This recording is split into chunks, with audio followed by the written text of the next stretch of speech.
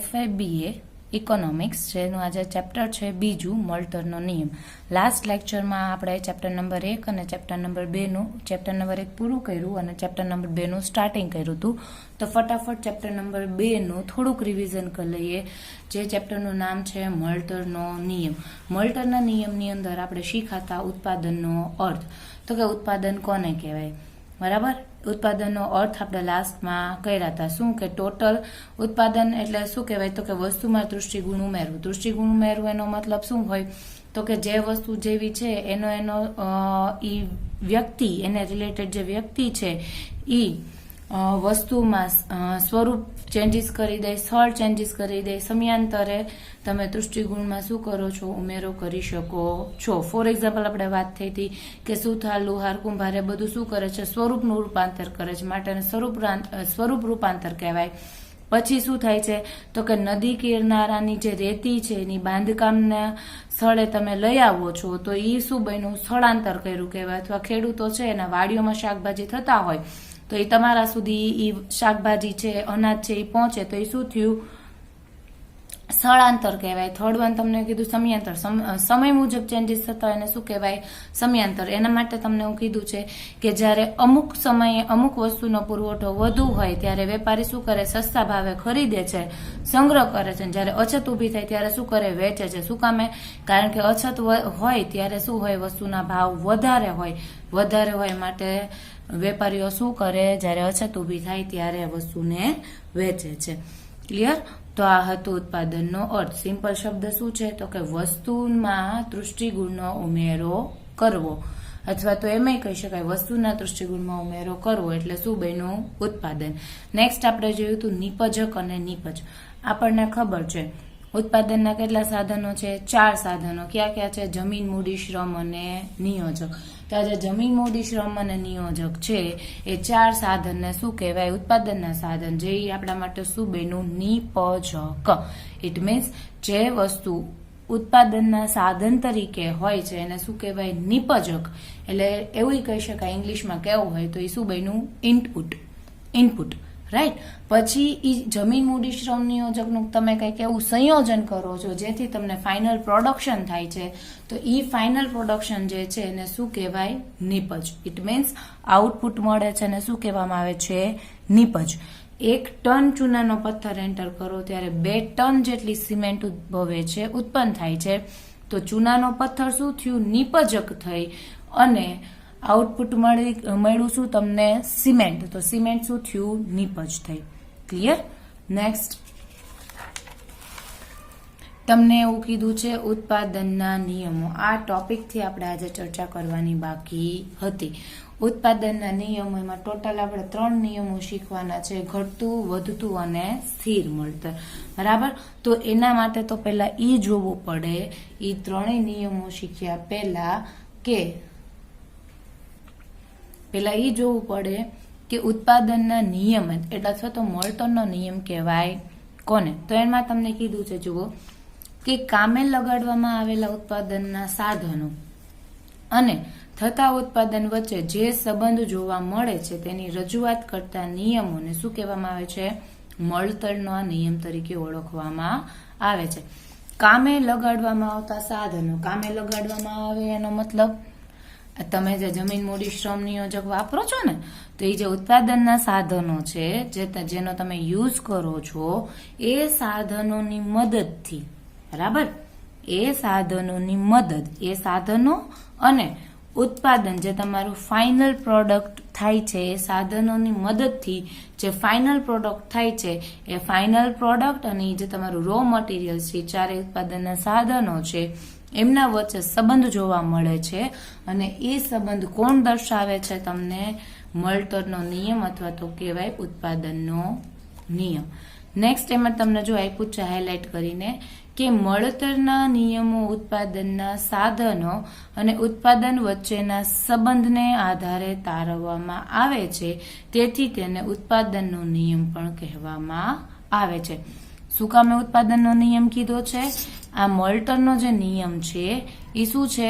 તો કે ઉત્પાદનના સાધન અને ઉત્પાદન વચ્ચેનો સંબંધના આધારે તારવવામાં આવે છે માટે એને એમાં ઉત્પાદન એવું ને, માટે એને ઉત્પાદનનો નિયમ પણ કહેવામાં આવે છે. ઇટ મીન્સ તમે ઉત્પાદનનો નિયમ કયો તો બી ઠીક છે, મળતરનો નિયમ કયો તો બી ઠીક છે, બંનેનો મિનિંગ શું થાય? એક જ થાય. હવે ઉત્પાદનનો નિયમ એટલે શું? તો કે ઉત્પાદન કરતા જે સાધનો છે એ અને ઉત્પાદન વચ્ચે જે સંબંધ દર્શાવે છે, એ સંબંધ માટે જે સિદ્ધાંતની જરૂર પડી, જે નિયમની જરૂર પડી, એ નિયમ એટલે ઉત્પાદનનો નિયમ કયો કે મળતરનો નિયમ કયો એ. Is that clear? નેક્સ્ટ આગળ જોઈએ. હવે તમને હું કીધું છે કે જ્યારે અમુક સાધનને સ્થિર રાખી અન્ય સાધનના પ્રમાણમાં વધારવામાં આવે. જો આપણે વાત થઈ હતી, શું વાત થઈ હતી? અમુક સાધનને સ્થિર, તો અહીંયા સ્થિર કોને રાખવાનું છે? ટોટલ આપણે 4 સાધન છે, જમીન, મૂડી, શ્રમ, નિયોજક. એમાંથી તમે કોને અસ્થિર ગણ્યું છે? શ્રમને.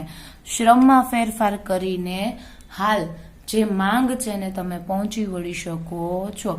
હવે એમ થાય મેડમ શ્રમમાં ફેરફાર કરવો એનો મતલબ શું? તો કે પહેલા તમારે 5 શ્રમિકોની જરૂર હતી, હવે 6 ની જરૂર છે ઉત્પાદન વધારવા માટે. તો 6ને કામે લગાવો, 7માને કામે લગાવો. તો જે નવો શ્રમિક આવશે એ આવીને બેઠો તો નથી જ રહેવાનો, એ આવીને પોતાની મહેનત કરશે, મહેનત કરીને કંઈક ઉત્પાદનના એકમોમાં વધારો કરશે. તો એના લીધે શું થયું? તમારું ઉત્પાદનમાં પણ શું જોવા મળે છે? તમને વધારો. માટે તમને અહીંયા એવું કીધું છે અમુક સાધનને સ્થિર રાખી, એટલે જમીન, મૂડી અને નિયોજકને સ્થિર રાખીને અન્ય સાધનનું પ્રમાણ જે છે એમાં વધારવામાં આવે, તેને પરિણામે વધારવામાં આવેલ એટલે કે અસ્થિર સાધનના પ્રમાણ કરતાં ઉત્પાદનના પ્રમાણમાં વિશેષ વધારો થાય તે ઘટનાને વધતા મળતરનો નિયમ કહેવામાં આવે છે. અથવા તો શું કહેવાય? વધતી પેદાશનો નિયમ. વધતા મળતરનો નિયમ એનો મતલબ શું? તો કે ભાઈ નવો શ્રમિક રોક્યો તમે, તો નવા શ્રમિકને લીધે ખરેખર જો ઉત્પાદનમાં વધારો થાય, અને જો ઉત્પાદનમાં વધારો થાય તો એ શું બન્યું? વધતા મળતરનો નિયમ. નવો શ્રમિક આવ્યો, અસ્થિર સાધનના પ્રમાણ કરતા, ઇટ મીન્સ નવા 2 શ્રમિક રોક્યા, તો એની સામે ઉત્પાદન 4 એકમનું થયું. પહેલા થતું હતું એના કરતા 4 એકમનો વધારો થયો, તો એને શું કહેવામાં આવે છે? વધતું મળતર. રાઈટ? લખીને એકવાર જોઈ લઈએ કયા ટોપિક ઉપર આપણે ચર્ચા થઈ રહી છે. તો કે ચેપ્ટર નંબર 2 એમાંનો એક ટોપિક છે જે છે ઉત્પાદનના નિયમો, જેની અંદર આપણે 3 નિયમો શીખવાના છે. બરાબર? તો ઉત્પાદનના નિયમ કોને કહેવાય? તો કે જે ઉત્પાદનના સાધન છે, કયા સાધન? જમીન, મૂડી, શ્રમ અને નિયોજક. આ 4 સાધનનું તમે સંયોજન કરો છો એટલે શું બન્યું? ઉત્પાદનના સાધનો. આ 4 સાધનના સંયોજનની મદદથી તમને જે ઉત્પાદન મળે છે, આ સાધનો અને આ ઉત્પાદન વચ્ચે જે સંબંધ દર્શાવે છે અથવા તો જે નિયમ દર્શાવે છે, એ નિયમ એને કહેવાય ઉત્પાદનનો નિયમ. ઉત્પાદનનો નિયમ એ કહી શકો અથવા તો મળતરનો નિયમ. જનરલી આને સૌથી પહેલા મળતરનો નિયમ કહે છે કે ઉત્પાદનના સાધન અને ઉત્પાદન વચ્ચે જે સંબંધ છે એ જોવા મળે છે, અને રજૂ કરતા નિયમને શું કહેવામાં આવે છે? મળતરનો નિયમ. અને અહીંયા ઉત્પાદન આવ્યું માટે એને શું કહેવામાં આવે છે? ઉત્પાદનના નિયમો. ક્લિયર? નેક્સ્ટ હવે આપણે એવી વાત થઈ કે અમુક સાધનના પ્રમાણમાં ફેરફાર કરી. અમુક સાધન એટલે શું થયું? ઈ આપણે જમીન, મૂડી, શ્રમ, નિયોજકમાંથી કેમાં ફેરફાર કરી શકીએ? શ્રમમાં. શ્રમમાં ફેરફાર કરી. ઇટ મીન્સ કે પહેલા 5 એકમ શ્રમ વાપરતા હોય, હવે 6, 7 અને 8 ક્યાં સુધી વધારશો? કે જ્યાં સુધી તમારે નવા વધારાનું ઉત્પાદન કરવા માટેના શ્રમિકો મળી રહે ત્યાં સુધી. ઇટ મીન્સ હાલની જો અત્યારે એક એક્ઝામ્પલ તરીકે લઈએ, એક્ઝામ્પલ જોઈએ કે હાલ અત્યારે તમારી પાસે શ્રમિકો કેટલા છે? શ્રમિકો છે હાલ તમારી પાસે 5, અને તમે હાલનું અત્યારે ઉત્પાદન કેટલા કરો છો? રોજના 100 એકમનું ઉત્પાદન કરો છો. પણ ઉત્પાદન વધશે. ક્યારે વધશે? જ્યારે બજારમાં તમારા વસ્તુની માંગમાં વધારો જોવા મળે ત્યારે. તો માંગ વધે તો કમ્પલસરી તમારે ઉત્પાદનમાં વધારો કરવો પડે. તો ઉત્પાદન 100 એકમના બદલે 150 એકમની જરૂર પડી કે ચલો ભાઈ 200 એકમની જરૂર પડી, તો તમારે શું કરવું પડે?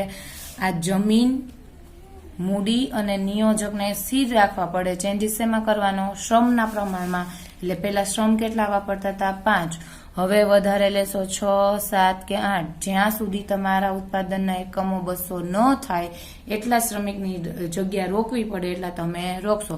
ફોર એક્ઝામ્પલ, નવા શ્રમિકો તમે ડિસાઈડ કર્યા 7 શ્રમિકો, એની સામે 7 શ્રમિકો થઈને તમારું ઉત્પાદન કરે છે 200 એકમનું. રાઈટ? 7 શ્રમિકો થઈને ઉત્પાદન કેટલું કરે છે? 200 એકમનું. ચેન્જીસ કર્યું. જો આ શ્રમિકની કમ્પેરિઝનમાં ઉત્પાદનના પ્રમાણમાં જો વધારો જોવા મળે તો એને વધારો જોવા મળ્યું છે માટે એને કહેવાય વધતું મળતર. ક્લિયર? જેટલા તમે અસ્થિર પ્રમાણમાં, અસ્થિર સાધનના પ્રમાણમાં વધારો કરો એના કરતા વધારો તમને ઉત્પાદનમાં મળે તો એને શું કહેવામાં આવે છે? વધતું મળતર. ક્લિયર? નેક્સ્ટ વન આગળ જોઈએ હવે ટેક્સમાંથી. જ્યારે અમુક સાધનને સ્થિર રાખી અન્ય સાધનનું પ્રમાણ વધારવામાં આવે અને તેને પરિણામે વધારવામાં આવે, એટલે કે અસ્થિર સાધનના પ્રમાણ કરતા ઉત્પાદનના પ્રમાણમાં ઓછો વધારો થાય તો એને શું કહેવાય? ઘટતું મળતર, ઘટતી પેદાશ. અને એ જે ખર્ચના દ્રષ્ટિકોણથી જોઈએ તો એને શું કહેવાય? વધતા ખર્ચનો નિયમ. જો ખર્ચની બાબત આવે ને ત્યારે એ બંને રિવર્સ હોય. વધતું મળતર હોય તો ત્યાં ઘટતું ખર્ચ આવે અને ઘટતું મળતર હોય ત્યાં તો શું આવે? વધતું ખર્ચ આવે. બરાબર? સમજાય છે? હવે એનો મતલબ શું કીધું? અમુક સાધનને સ્થિર રાખે. અમુક સાધન એટલે ફરીવાર શું થઈ ગયું? જમીન, મૂડી, શ્રમ, નિયોજકમાંથી જમીન, મૂડી અને નિયોજકને શું રાખવાના? સ્થિર. એને સ્થિર રાખી શ્રમના પ્રમાણમાં શું કરવાનો? ફેરફાર કરવાનો. એટલે શ્રમનું શું કરવાનું? જો તમને કીધું છે અસ્થિર સાધનના પ્રમાણ કરતા શ્રમના પ્રમાણમાં ફેરફાર કરો, અન્ય સાધનના પ્રમાણમાં ફેરફાર કરો અને પરિણામે વધારવામાં આવે. એટલે કે અસ્થિર સાધનના પ્રમાણ કરતા ઉત્પાદનમાં ઓછો વધારો થાય તો શું જોવા મળે? એ ઘટતું મળતર. જોઈએ આમાં.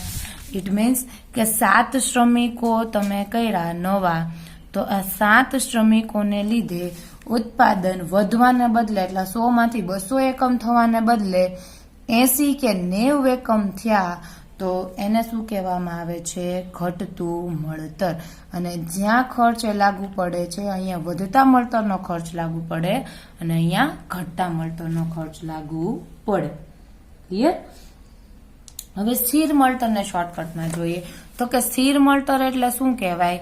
તો કે જ્યારે અમુક સાધનને સ્થિર રાખી અન્ય સાધનનું પ્રમાણ વધારવામાં આવે અને તેને પરિણામે વધારવામાં આવેલ, એટલે કે અસ્થિર સાધનના પ્રમાણ જેટલો જ ઉત્પાદનમાં વધારો થાય ત્યારે તે ઘટનાને શું કહેવાય? સ્થિર મળતર. અને ખર્ચની દ્રષ્ટિમાં શું કહેવાય? સ્થિર ખર્ચનો નિયમ.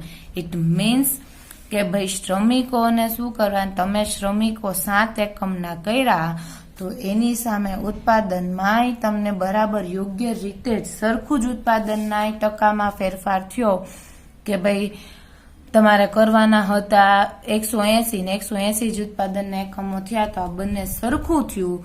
જેટલા અસ્થિર સાધનના પ્રમાણમાં ફેરફાર કર્યો એટલો જ સામે ઉત્પાદનમાં ફેરફાર જોવા મળ્યો તો એને શું કહેવામાં આવે છે? સ્થિર મળતર. Is that clear? ડન? તો અને ખર્ચ હોય કયો ખર્ચ કહેવાય? એને સ્થિર મળતરનો ખર્ચ અથવા તો સ્થિર ખર્ચનો નિયમ. હવે જોઈએ આગળ તમને શું કીધું છે. આગળ તમને એવું કીધું છે કે મળતરના આ ત્રણેય નિયમો જે છે ઘટતું, વધતું અને સ્થિર, અને સ્થિર મળતરના નિયમ વાસ્તવમાં એકબીજાથી સ્વતંત્ર એવો નિયમ નથી. કારણ કે શું કીધું? આ ત્રણેય નિયમ છે એ એકબીજાથી સ્વતંત્ર નથી. શું કામે સ્વતંત્ર નથી? કારણ આપ્યું છે તમને. આ નિયમો કોઈ એક વસ્તુના ઉત્પાદનની પ્રક્રિયાના જુદે જુદે તબક્કે જોવા મળે છે.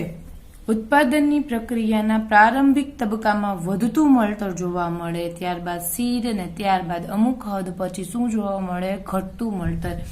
ઇટ મીન્સ તમારે કહેવું હોય તો તમે એમ કહી શકો કે અલગ અલગ આ નિયમો નથી. સમજાય છે? આપણે પેલું જોયું હતું કે લાંબા ગાળે જે ખર્ચ છે અથવા તો ટૂંકા ગાળે ખર્ચનો આકાર કેવો થઈ જાય છે? યુ શેપમાં. યુ શેપમાં થાયનો મતલબ શું હતો કે પહેલા ખર્ચમાં ઘટાડો થાય, પછી ન્યૂનતમ થાય અને પછી ખર્ચમાં વધારો થાય. રાઈટ? તો એના જેવું જ છે, સેમ એના જેવું જ. આ ત્રણેય કન્ડિશન અલગ અલગ તમને જોવા મળતી નથી, કે એવું નથી આવતું કે ચલો ભાઈ ઉત્પાદન અત્યારે વધતું મળતરનો નિયમ દર્શાવે છે તો ડેઈલી વધતું જ મળતર રહેશે, કે આ ટૂંકા ગાળે કે લાંબા ગાળે વધતું જ મળતર જોવા મળશે.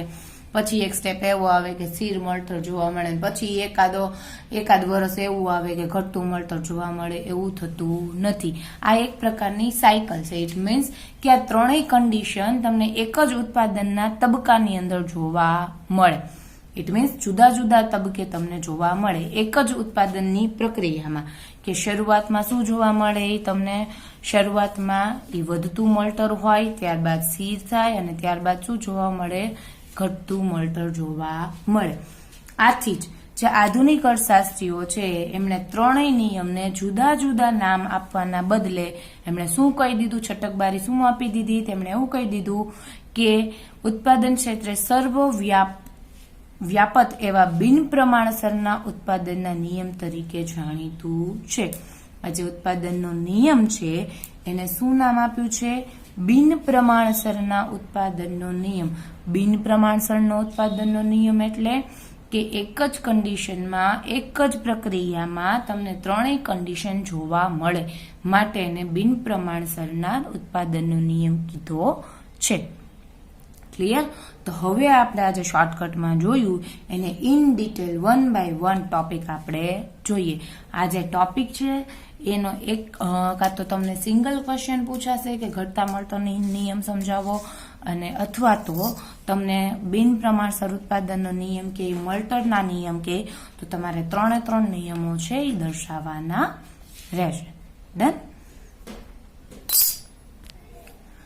પણ જનરલી તમને પર્ટિક્યુલર એવું કહેવામાં જ આવે છે કે ઘટતા મળતરનો નિયમ સમજાવો.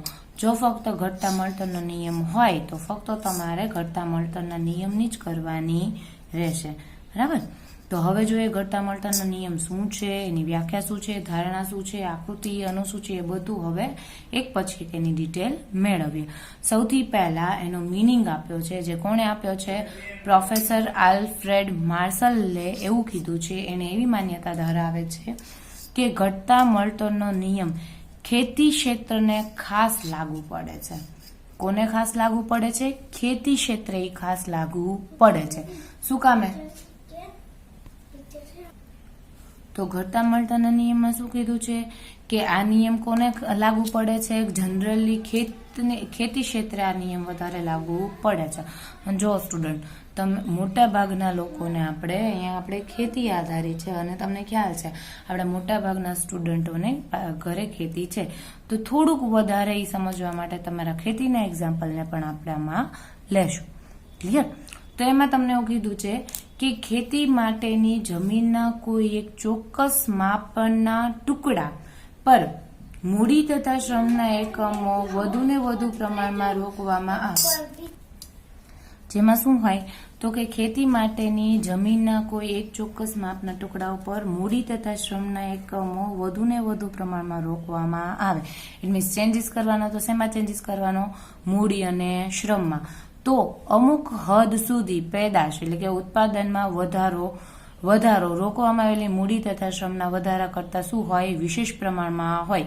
ઇટ મીન્સ વધારાની મૂડી લઈ આવ્યા, વધારાનું વાવેતર કર્યું, વધારાના શ્રમિકોને લઈ આવ્યા, તો આ બેનું સંયોજન કરતા તમારા ઉત્પાદનમાં શું હોય? વધારો જોવા મળે.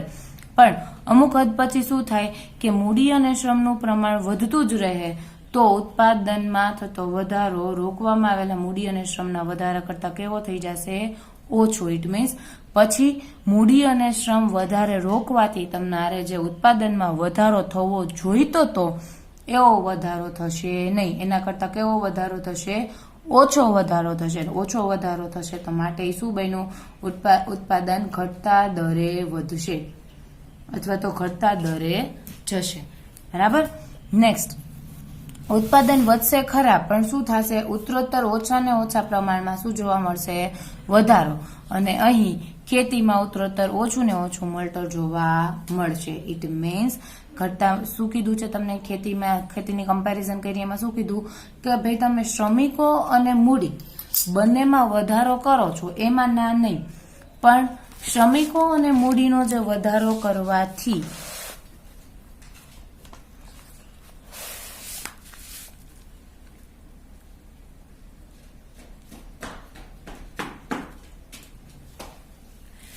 શ્રમિકો અને મૂડીમાં જે વધારો કરવાથી ઉત્પાદનમાં વધારો થાય છે.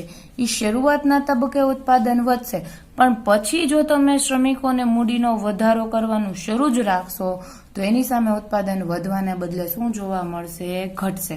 માટે અહીંયા વધતું મળતર અસ્તિત્વમાં આવ્યું ને અહીંયા ઘટતું મળતર અસ્તિત્વમાં આવ્યું. ડન. માટે અહીંયા આલ્ફ્રેડ માર્શલે ખેતી સાથે કમ્પેરિઝન કરી છે.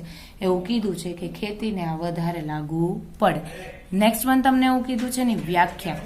એની વ્યાખ્યા તમને આપી છે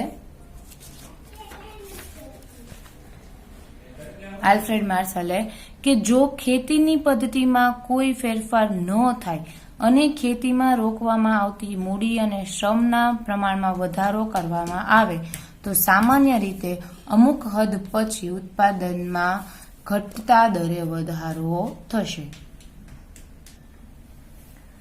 તો એનો મતલબ શું થાય?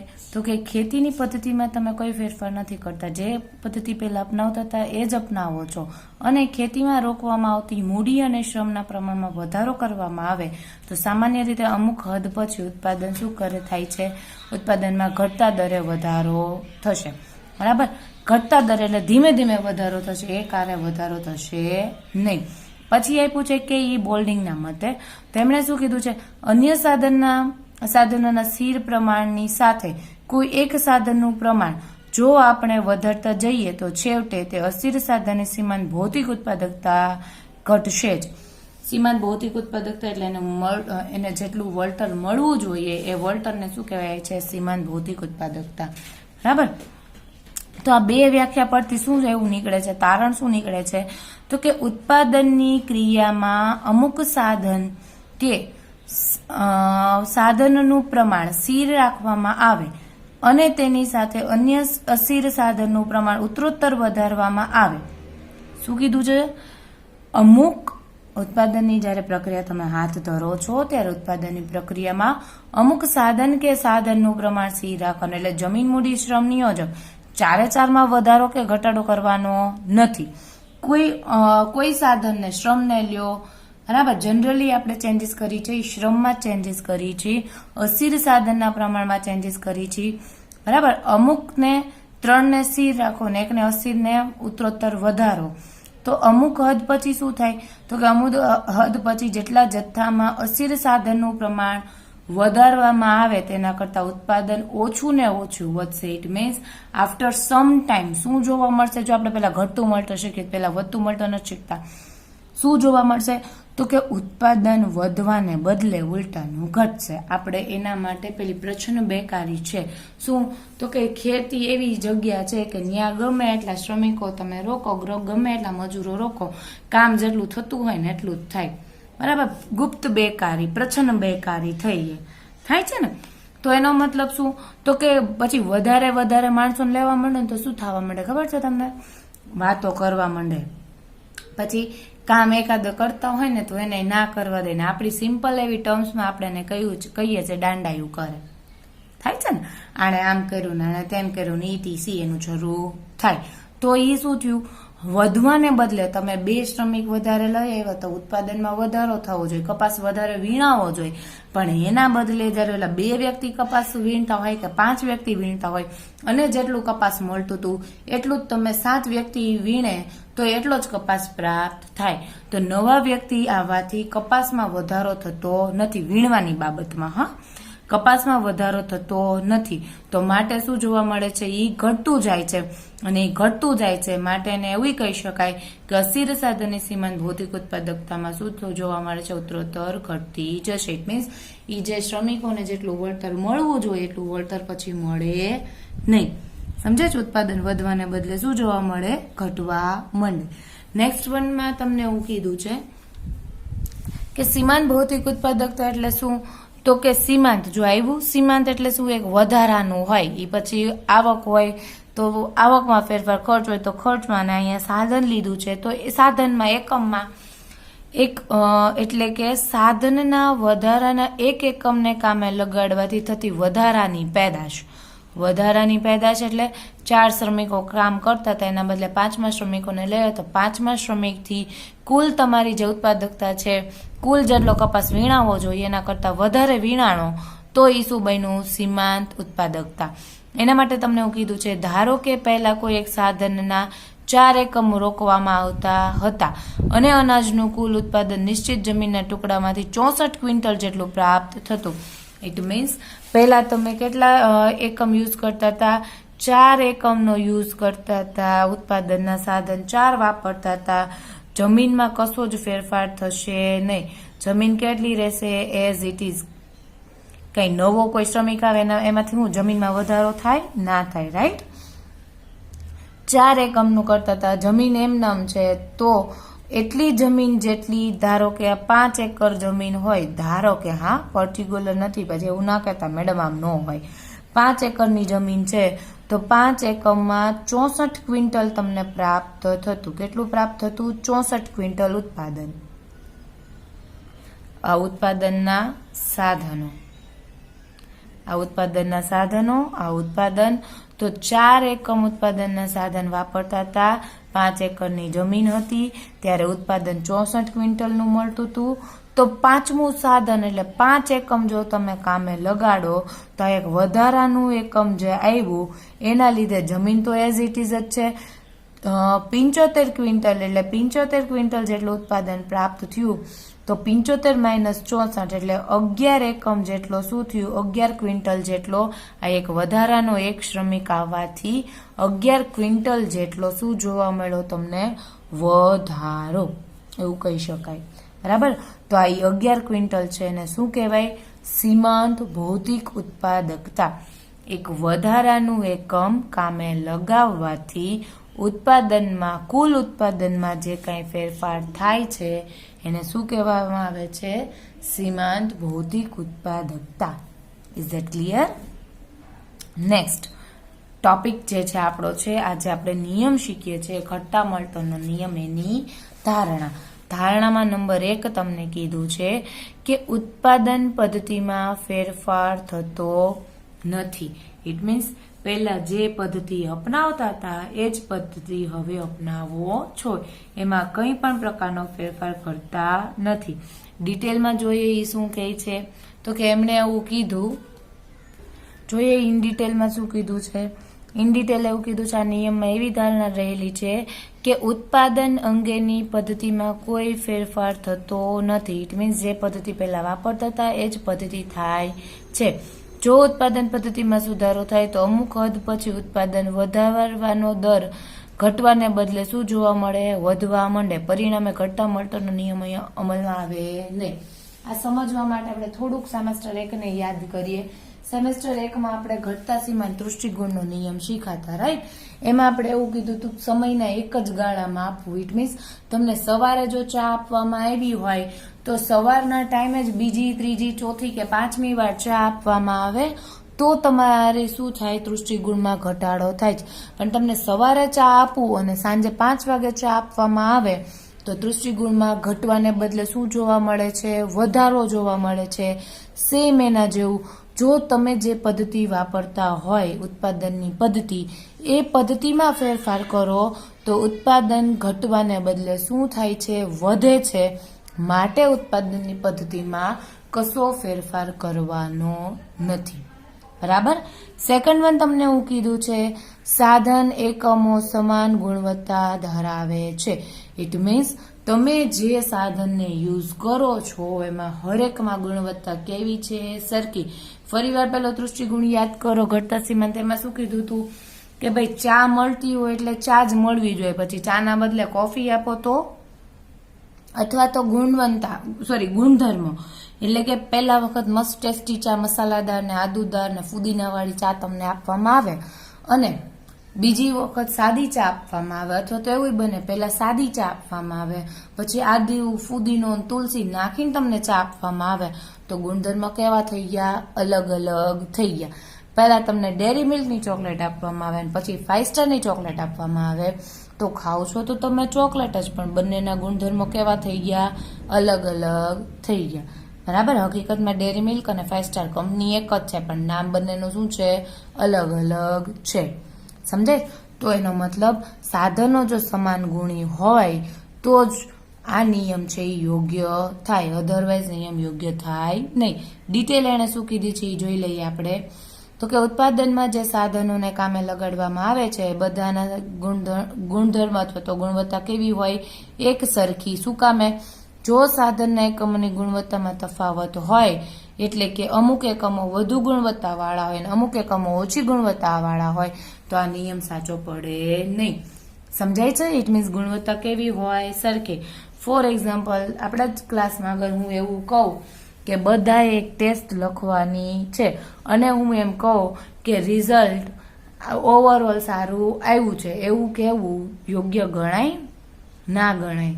શું કામ? હું એમ કહું રિઝલ્ટ સારું છે એવું હું કહું તો યોગ્ય ગણાય નહીં. શું કામે? કારણ કે અમુક વ્યક્તિ છે એને 20માંથી 15 માર્ક આવ્યા હોય, અમુક વ્યક્તિને 20 આવ્યા હોય, તો અમુક વ્યક્તિને 5 કે 7 માર્ક આવ્યા હોય ને. તો જો મારે કમ્પેરિઝન કરવી હોય તો હું કાં તો હોશિયાર વિદ્યાર્થી વચ્ચે કમ્પેરિઝન કરી શકું. હોશિયાર અને નબળા વિદ્યાર્થીની કમ્પેરિઝન કરું તો યોગ્ય ગણાશે નહીં. જો મારે કમ્પેરિઝન કરવી હોય તો હું કોની વચ્ચે કમ્પેરિઝન કરી શકું? હોશિયાર વિદ્યાર્થીઓ વચ્ચે. બરાબર. અને જે લોકો નબળા છે એમની વચ્ચે જો કરવી હોય તો એ લોકો ક્યાં કાચા છે એમાં એને આગળ વધારીને એમને હોશિયાર તરફ લઈ જવાય ખરા. સમજાય છે? થર્ડ વન તમને કીધું છે સાધન સંયોજન પરિવર્તનશીલ છે. સાધન સંયોજન પરિવર્તનશીલ છે એનો મતલબ શું? તો કે એક જગ્યાએ એક વસ્તુ કામ ન કરતી હોય તેને બીજી જગ્યાએ લઈ જાઓ તો એ શું થયું? સાધન સંયોજનો પરિવર્તનશીલ છે. જોઈએ એમાં શું તમને કીધું છે? તો કે અમુક સાધન કે સાધનોને સ્થિર રાખીને અન્ય સાધનના પ્રમાણમાં તમે બદલી શકાય તેવી સ્થિતિ જ્યારે હોય છે એવું ધારી લેવામાં આવે છે. ઇટ મીન્સ કે ધારો કે એક યંત્રને 5 મજૂર દ્વારા 4 ક્વિન્ટલ ખાંડનું ઉત્પાદન થતું હોય. કેટલું ઉત્પાદન? 4 ક્વિન્ટલ. કેટલા યંત્ર? 1. મજૂરો કેટલા? 5. ખાંડ કેટલી? 4 ક્વિન્ટલ. એની સામે એક યંત્ર અને 4 કે 6 મજૂરમાં કાં તો વધારો કરું, મજૂરમાં કાં તો ઘટાડો કરું, તો 4 કે 6 મજૂરોનું સંયોજન કરવાથી, સાધન સંયોજન બદલવાથી શૂન્ય ઉત્પાદન થાય તો આ નિયમ અમલી બની શકે નહીં. કાં તો 4 ક્વિન્ટલમાંથી 5 ક્વિન્ટલ થશે, કાં તો કેટલા ક્વિન્ટલ થશે? 3 ક્વિન્ટલ થશે. સાવ ખાંડનું ઉત્પાદન જ નહીં થાય એવું બનશે નહીં. માટે શું કીધું છે? સાધન સંયોજન કેવા છે? પરિવર્તનશીલ. શું કામે આવું ના થાય? આવું બની શું કામે ઝીરો ઉત્પાદન ન થાય? કારણ કે સાધન સંયોજન કેવું છે? અપરિવર્તનશીલ છે. માટે નેક્સ્ટ વન એનું જોઈએ ધારણા. તો નંબર 4 ધારણામાં તમને એવું કીધું છે કે ઓછામાં ઓછું એક સાધન કેવું રહે? સ્થિર રહે. ઇટ મીન્સ તમે જે સાધનનો વપરાશ કરો છો, જમીન, મૂડી, શ્રમ, નિયોજક, એમાંથી એટલીસ્ટ એક સાધન કેવું રહેવું જોઈએ? સ્થિર રહેવું જોઈએ. બરાબર. જે જમીન, મૂડી, શ્રમ, નિયોજક આપણે જનરલી અસ્થિર કોને રાખીએ છીએ? શ્રમ છે ને અસ્થિર કીધું છે. અને સ્થિરમાં કોને કીધું છે? તો કે સ્થિર સાધનની અંદર આપણે જમીન, મૂડી અને નિયોજકને લીધું છે. પણ અહીંયા તમને એવું કહેવામાં આવ્યું છે કે બધા સાધનમાં ચેન્જીસ કરવાનું નહીં. કાં તો જમીન સ્થિર રાખવાની, કાં તો મૂડીને સ્થિર. કોઈ બી એક સાધન તો એટલીસ્ટ સ્થિર રહેવું જોઈએ. શું કામે સ્થિર રહેવું જોઈએ? જો તમે બધા સાધનમાં વધારો કરો તો શું જોવા મળશે? તો કે બધા સાધનમાં વધારો કરશો તો તમારું ફાઇનલ પ્રોડક્શન જે છે એટલે કે ઉત્પાદન છે એ ઘટવાના બદલે શું જોવા મળશે? વધશે. માટે ઘટતા મળતા નિયમના બદલે વધતા મળતાનો નિયમ છે એ અમલમાં આવશે. માટે ફક્ત એક જ સાધન, કોઈ પણ એક સાધનને સ્થિર રાખી બાકીના સાધનમાં ચેન્જીસ કરવાનું રહેશે. નેક્સ્ટ હવે જોઈએ એનું એક એક્ઝામ્પલ તમને અહીં આપ્યું છે. એક્ઝામ્પલની વાત કરીએ તો સૌથી પહેલા એક્ઝામ્પલ સાથે લખતા બી જાશું. હવે એમાં કીધું છે કે ધારો કે તમારી પાસે 1 એકર જમીનનો ટુકડો હોય. કેટલા એકર? 1 એકર જમીનનો ટુકડો હોય અને મૂડીના એકમ 10 હોય. બરાબર. જમીને એઝ ઇટ ઇઝ રાખવાની છે, મૂડીને પણ એઝ ઇટ ઇઝ રાખવાની છે. એટલે એ બંને કેવા રાખવાના છે? સ્થિર. ચેન્જીસ અહીંયા તમારે કરવાનું છે, તો શેમાં ચેન્જીસ કરવાના છે? શ્રમના પ્રમાણમાં ઉત્તરોત્તર વધારો કે ઘટાડો કરવાનો રહેશે. ઇટ મીન્સ જમીન અને મૂડીને સ્થિર રાખો અને શ્રમના પ્રમાણમાં ફેરફાર કરો. શ્રમના એકમમાં વધારો કરવાનો અથવા તો શ્રમના એકમમાં શું કરવાનો રહેશે? ઘટાડો કરવાનો રહેશે. ક્લિયર? હવે જો જમીન અને મૂડી સ્થિર હોય તો ફેરફાર ફક્ત શેમાં કીધું આપણે? શ્રમના પ્રમાણમાં. શ્રમને શું અહીંયા ગણવામાં આવ્યું છે? અસ્થિર સાધન ગણવામાં આવ્યું છે. તો જ્યારે તમે શ્રમના એકમ વધે તો શું થાય? અમુક હદ સુધી ઉત્પાદનમાં વધારો થશે, પણ વધારાના શ્રમિકોને લઈ આવો, બહુ વધારે પડતા શ્રમિકો, તો આવીને શું પેલી કહેવતની જેમ ઝાઝા રસોઈયા રસોઈ બગાડે, એના જેવું થશે. વધારે શ્રમિકોને લઈ આવશો તો વધારે શ્રમિકો આવીને તમારા વસ્તુનો બગાડ કરશે અને કોઈ કામ કરતું હશે ને કામ નહીં કરવા દે ને, તો માટે એવું થાય છે. માટે શું થાય? ઘટતા મળતોનો નિયમ છે એ અમલમાં આવશે. જો અહીંયા તમને કીધું છે કે શ્રમના એકમો વધતા અમુક હદ પછી ઘટતા મળતોનો નિયમ અમલમાં આવે છે. હવે આ જે કોષ્ટક છે, ફટાફટ કોષ્ટક તમે લોકો લખી લ્યો, કારણ કે કોષ્ટક ઉપરથી જ આપણે આગળની પ્રોસેસ કરવાની રહેશે. કોષ્ટકમાં આપણે એવી ધારણા કરેલી છે કે જમીન અને મૂડીના સાધન છે એ કેવા રહેવાના છે? સ્થિર રહેવાના છે. જમીન અને મૂડીનું પ્રમાણ સ્થિર રહેશે. શ્રમમાં ઉત્તરોત્તર ફેરફાર કરવાનો રહેશે, એટલે કાં તો શ્રમમાં વધારો કરવાનો, કાં તો શ્રમમાં શું કરવાનો? ઘટાડો કરવાનો. એટલે શ્રમના જમીનના 1 થી 1 કરીને એકમ લીધા છે, મૂડીના 10 એકમ લીધા છે, શ્રમ 1 થી લઈને 9 એકમ સુધી લેવામાં આવ્યો છે. હવે કુલ ઉત્પાદન તમને આપ્યું છે એ ક્વિન્ટલમાં આપ્યું છે. કુલ ઉત્પાદન ક્યાંથી આપ્યું છે? ક્વિન્ટલમાં. બરાબર. જે અનુક્રમે તમને છે 10, 24, 48, 64, 75, 78, 72 અને 63. હવે સીમાંત એટલે કુલ એક નવા એકમનો વધારો કરવાથી કુલ ઉત્પાદનમાં જે તફાવત આવે છે એને તમે શ્રીમાંત ઉત્પાદન કહો છો. તો પહેલામાં સીમાંત ઉત્પાદન 10 નું 10, બીજામાં 24 માઇનસ 10, 48 માઇનસ 24, 64 માઇનસ 48 એટલે 16, 75 માઇનસ 64 એટલે 11. ફરીવાર બોલું છું, સાંભળો વ્યવસ્થિત. પહેલામાં સીમાંત ઉત્પાદન એઝ ઇટ ઇઝ, જે કુલ ઉત્પાદન છે એ જ આવશે. બીજામાં કેમ આવશે? તો કે 48 માંથી 24 ને બાદ કરવાના રહેશે, પછી 64 માંથી 48 ને બાદ, 75 માંથી 64 ને બાદ, 78 માંથી 75 ને બાદ, એમ કરીને અનુક્રમે સીમાંત ઉત્પાદન મેળવવાનું રહેશે. નેક્સ્ટ સરેરાશ એટલે જે આપણે એવરેજ કહીએ છીએ. એવરેજ ક્યાંથી મળે? કુલ ડિવિઝનમાં વસ્તુના એકમ, એટલે કુલ ઉત્પાદન છેદમાં કોના એકમ આવશે? શ્રમના એકમ. 10/1 એટલે 10, 24/2 એટલે 12, 48/3 એટલે 16, 64/4 એટલે 16, એમ કરીને શું કરવાનું રહેશે? સરેરાશ ઉત્પાદન એ પણ કેવું મળશે તમને? બધી જ વસ્તુ ક્વિન્ટલમાં મળશે. ક્લિયર?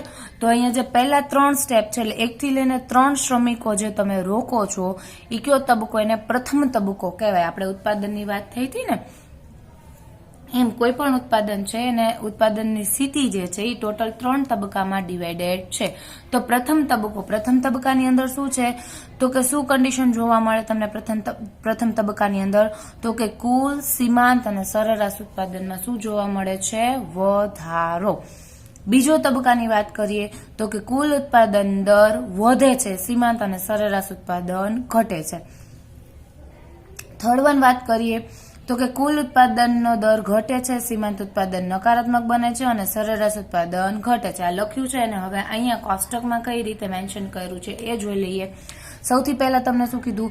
કુલ, સીમાંત અને સરેરાશ ઉત્પાદન વધે. આ કુલ ઉત્પાદનમાં તમે જુઓ છો તમને અનુક્રમે વધારો જોવા મળે છે. 10 માંથી 24, 24 માંથી 48, 48 માંથી 64 એટલે કુલ ઉત્પાદનમાં વધારો જોવા મળ્યું. પછી શું કીધું છે તમને? સીમાંત ઉત્પાદનમાં પણ વધારો જોવા મળશે. જુઓ 10, 14, 24 પહેલા તબક્કાની અંદરની વાત કરીએ છીએ. બરાબર. પછી સરેરાશ ઉત્પાદનમાં તમને શું જોવા મળશે? વધારો. ઇટ મીન્સ જ્યારે ઉત્પાદનની સ્થિતિ પ્રથમ તબક્કામાં હોય, એટલે કે પહેલો તબક્કો હોય, ત્યારે શું જોવા મળે છે તમને? કુલ ઉત્પાદન, સીમાંત ઉત્પાદન અને સરેરાશ ઉત્પાદન ત્રણેયમાં શું જોવા મળશે? વધારો. Is that clear? Second one તમને કીધું છે બીજો તબક્કો. બીજા તબક્કાની અંદર જો અહીં કોષ્ટક ઉપરથી શું દેખાય છે? તો કે ભાઈ કુલ ઉત્પાદન છે એ વધે છે. હાલો 64 માંથી 75, 75 માંથી 78, ચલો કુલ ઉત્પાદન વધ્યું. સીમાંત ઉત્પાદન શું થાય છે? સીમાંત ઉત્પાદનમાં તમને ઘટાડો જોવા મળે છે. જો અહીં લખ્યું છે એની સાથે સાથે સરેરાશ ઉત્પાદનમાં જો શું જોવા મળે છે? ઘટાડો. 16 માંથી 15, 15 માંથી 13. એનો મતલબ તમે શું કહી શકો કે જ્યારે બીજો તબક્કો શરૂ થાય ત્યારે કુલ ઉત્પાદનમાં વધારો જોવા મળે છે, પણ સીમાંત અને સરેરાશ ઉત્પાદનમાં શું જોવા મળે છે? ઘટાડો. Done. Next third one stage જોઈએ તો થર્ડ વન સ્ટેજની અંદર શું છે? કુલ ઉત્પાદનમાં હવે ઘટાડો જોવા મળશે. શું કામે ઘટાડો જોવા મળશે? જે વધારે પડતા નમૂનાઓને એટલે કે જે વધારે પડતા શ્રમિકોને તમે લઈ આવ્યા છો ને એના લીધે શું કરશે? આવીને ખોટો ટાઈમ પાસ કરશે, કામ કરતું હશે ને નહીં કરવા દે, તો કુલ ઉત્પાદનમાં શું જોવા મળ્યું તમને? ઘટાડો. કુલ ઉત્પાદન ઘટ્યું તો એની સામે સીમાંત ઉત્પાદનમાં તમને શું થઈ ગયું? શૂન્ય, અને શૂન્યમાંથી ક્યાં જતું રહ્યું? એ ઋણ પર જતું રહ્યું. અને એની સામે સરેરાશ ઉત્પાદનની અંદર શું જોવા મળે છે? તો કે સરેરાશ ઉત્પાદનની અંદર શું જોવા મળ્યું તમને? ઘટાડો. એનો મતલબ તમે એવું કહી શકો કે જ્યારે ત્રીજો તબક્કો ઉત્પાદનની સ્થિતિ ત્રીજા તબક્કાની અંદર હોય ત્યારે કુલ ઉત્પાદનમાં ઘટાડો જોવા મળે છે, સીમાંત ઉત્પાદન 0 થઈને ઋણમાં જતું રહે છે, અને સરેરાશ ઉત્પાદનમાં પણ ઘટાડો જોવા મળે છે. ક્લિયર? હવે આપણે આગળ જોઈએ. ફટાફટ કોષ્ટક તમે જલ્દીથી ઉતારી લો, એટલે પછી આપણે આગળ નેક્સ્ટ આકૃતિ છે એને સમજીએ.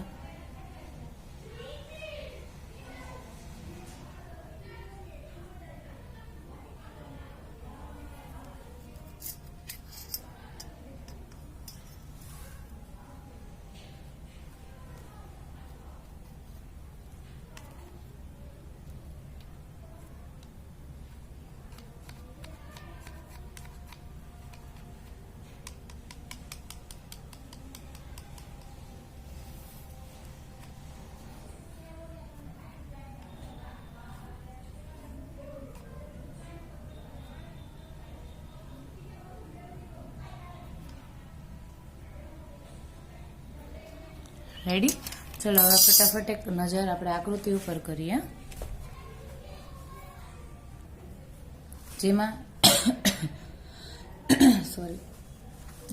એક્સ અક્ષ ઉપર વસ્તુના એકમ, એટલે કે અહીંયા વસ્તુ એટલે આપણી માટે શું છે? શ્રમ. એક્સ અક્ષ ઉપર શ્રમના એકમો અને વાય અક્ષ ઉપર કુલ ઉત્પાદન, સીમાંત ઉત્પાદન અને સરેરાશ ઉત્પાદન લેવામાં આવશે. હવે જોઈએ વાય અક્ષ ઉપર આ ત્રણેય વસ્તુ લેવાની છે. તો આની અંદર કુલ ઉત્પાદનની અંદર ઓછામાં ઓછા કેટલા છે? 10. વધારેમાં વધારે કેટલા છે? 78. સીમાંત ઉત્પાદનની અંદર ઓછામાં ઓછા -6 અને વધારેમાં વધારે કેટલા છે? 16. સરેરાશ ઉત્પાદનની અંદર ઓછામાં ઓછા 7 અને વધારેમાં વધારે 16. એટલે હવે એવી કન્ડિશન તમારે લેવાની કે જેમાં -6 થી લઈને 78 સુધીનો સમાવેશ થઈ જાય. એટલે વાય અક્ષ ઉપર તમે જે લેશો એમાં -6 થી લઈને 78 સુધીનો સમાવેશ થઈ જવો જોઈએ. એટલા તમારે અંક જે છે એ વાય અક્ષ ઉપર લેવાના રહેશે. તો આપણે જો 10-10 નો ગેપ રાખીએ તો બેટર રહેશે. 5-5 નો ગેપ રાખશું તો ગ્રાફ સરખો વ્યવસ્થિત લાગશે નહીં. માટે ગેપ કેટલાનો રાખીએ? 10-10 નો ગેપ રાખીએ.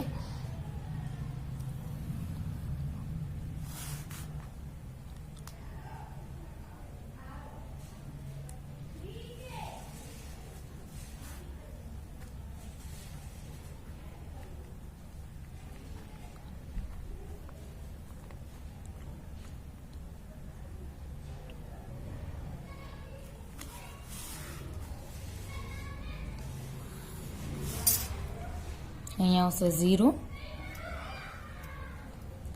10, 20, 30, 40, 50, 60, 70 અને 80. અને અહીંયા આવશે -10, કારણ કે આપણે -6 ને પણ ધ્યાનમાં લેવાના છે માટે. ક્લિયર? નેક્સ્ટ તમને કીધું છે શ્રમના એકમો, જે કેટલા છે? 1 થી લઈને 9 સુધી. તો અહીંયા લઈ લઈ હવે એક્સ અક્ષ ઉપર લેશું શ્રમના એકમો.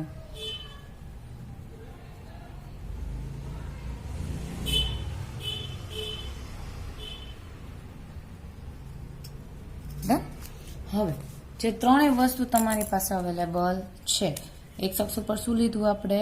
શ્રમના એકમો.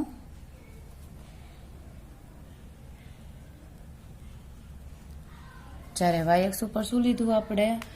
3 એ 3 એટલે કે કુલ ઉત્પાદન, સરેરાશ ઉત્પાદન અને સીમાંત ઉત્પાદન.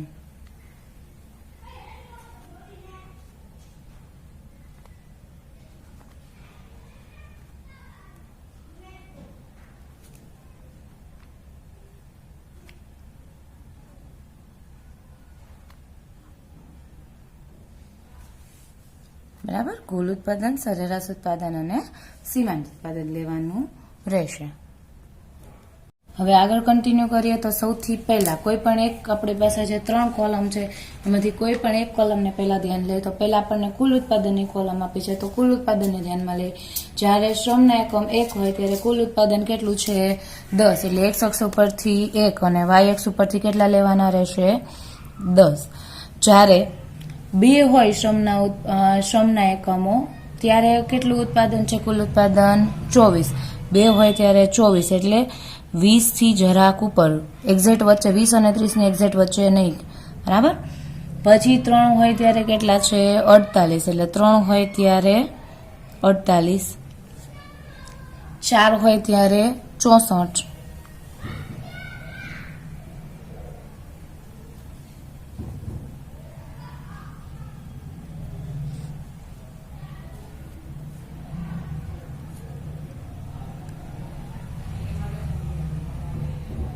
5 હોય ત્યારે રહેશે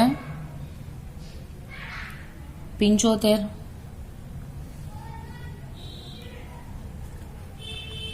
6 હોય ત્યારે 78.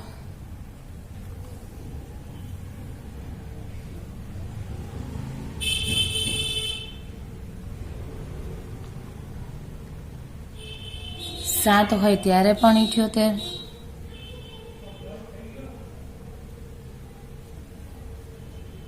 8 હોય ત્યારે 72.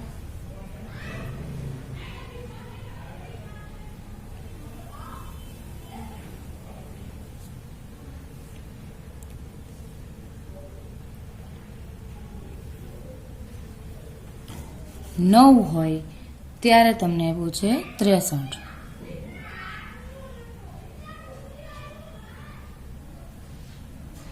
અને હવે જે તમારી પાસે ડોટ બન્યા એ ડોટને તમારા હાથેથી જોઈન્ટ કરી દો એટલે તમને કુલ ઉત્પાદન વક્ર મળશે.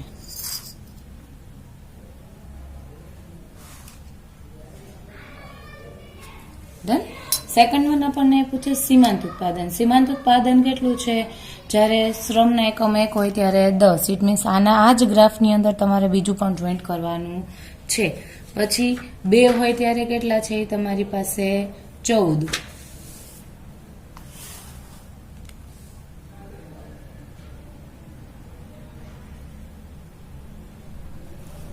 3 હોય ત્યારે કેટલા છે? 24.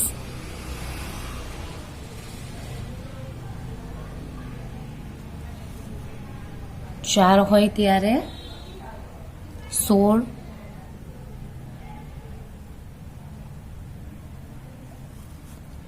5 હોય ત્યારે તમને કીધા છે 11.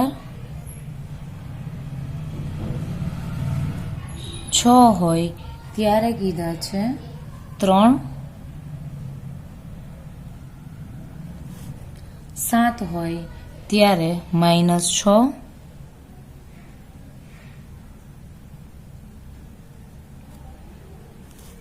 અને 8 હોય ત્યારે તમને કીધા છે -9. 7 ની અંદર 0 છે. 7 માં 0. 8 હોય ત્યારે -6 અને 9 હોય ત્યારે -9. એટલે અહીંયા આને હવે તમારા હાથથી જોઈન્ટ કરો.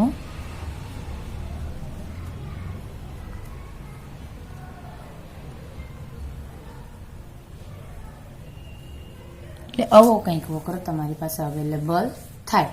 સેકન્ડ, થર્ડ વન તમને કીધું છે સરેરાશ ઉત્પાદન. સરેરાશ ઉત્પાદન પહેલામાં 10, બીજામાં છે 12,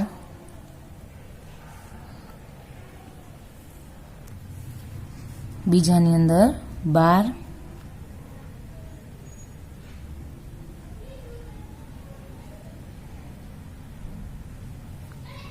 ત્રીજામાં છે 16,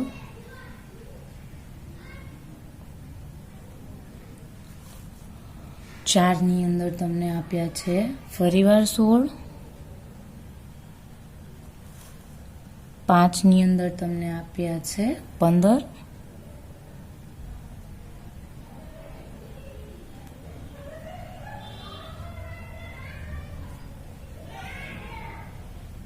1 જરાક એવું ડોટ ઊંચું કરવાનું રહેશે. અહીંયા ભૂલ ના થાય એટલે સાથે સાથે જોઈન્ટ કરતા જાય.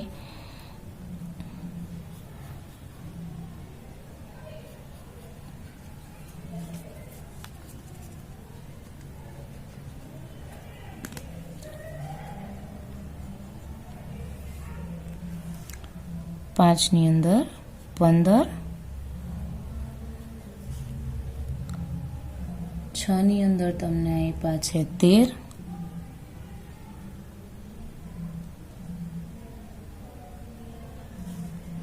7 ની અંદર આપ્યા છે તમને 11.1,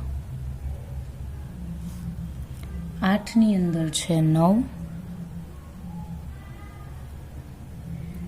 અને 9 ની અંદર છે 7.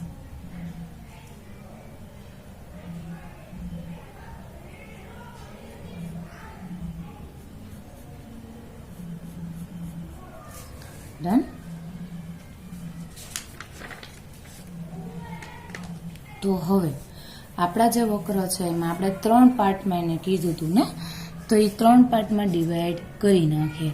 પહેલો તબક્કો છે એ 3 શ્રમના એકમ પછી પૂરો થતો તબક્કો હતો, તો માટે ચોથા નંબરના એકમથી શરૂ થાય છે નેક્સ્ટ તબક્કો, એટલે ચોથા નંબરના એકમને એક ભાગ પાડી દીધો અને પછી ક્યાંથી શરૂ થાય છે 8મા નંબરથી, તો અહીંયા ભાગ પાડી દઈએ આપણે.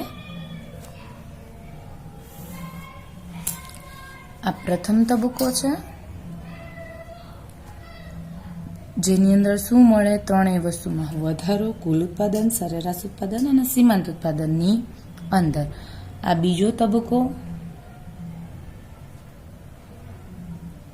જેની અંદર કુલ ઉત્પાદન વધે છે, સરેરાશ અને સીમાંત ઉત્પાદન શું જોવા મળે છે, સરેરાશ ઉત્પાદન ઘટે છે અને સરેરાશ ઉત્પાદન ઘટે છે અને સીમાંત ઉત્પાદન શૂન્ય થાય છે. અને આ ત્રીજો તબક્કો જેની અંદર ત્રણેયમાં તમને શું જોવા મળે છે, ઘટાડો જોવા મળે છે, પણ સીમાંત ઉત્પાદન કેવું થઈ જાય છે, માઇનસ થઈ જાય છે. બરાબર. તો આ એની આકૃતિ છે. ફટાફટ જલ્દીથી એટલે કે ફટાફટથી તમે આકૃતિ બનાવી લો એટલે આગળની પ્રોસેસ શરૂ કરીએ.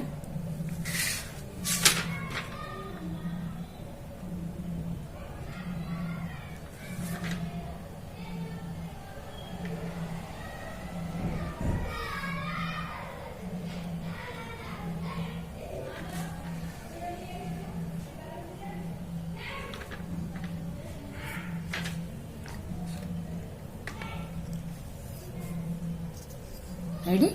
તો હવે આપણે આગળ વધીએ.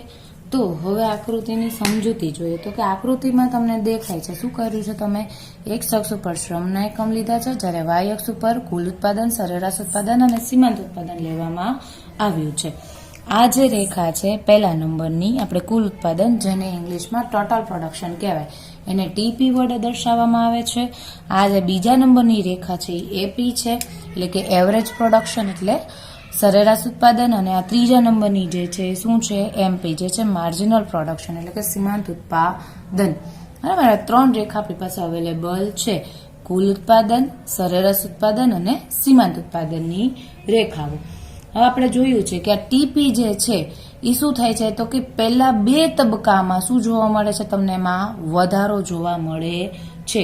શેમાં જોવા મળે છે, ટીપીમાં.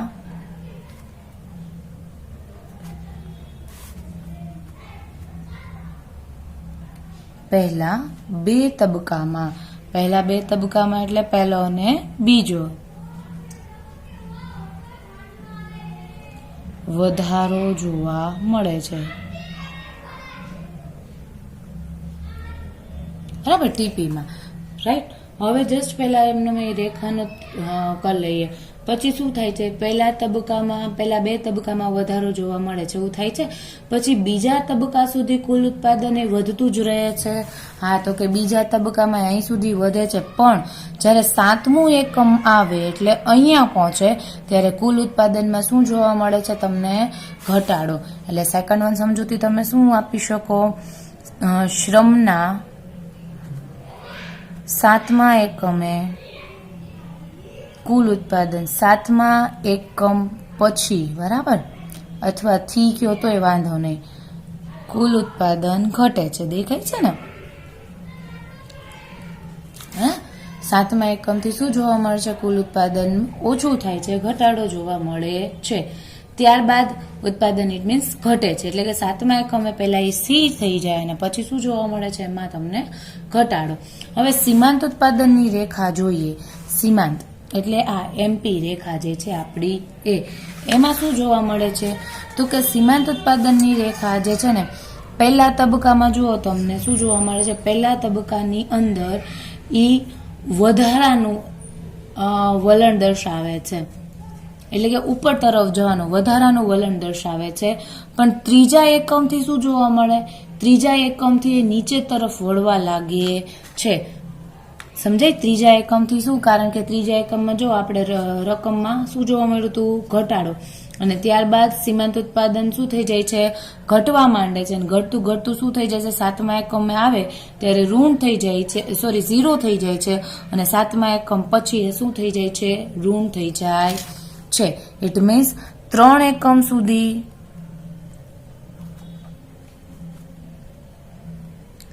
માર્જિનલ પ્રોડક્શન જે છે એ વધે છે, ત્યારબાદ સ્થિર થાય છે, અથવા તો ન્યૂનતમ કયો તો બી ચાલે.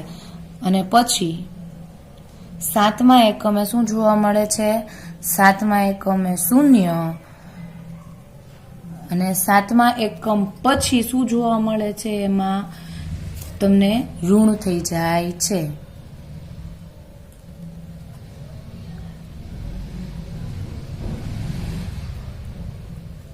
રેડી?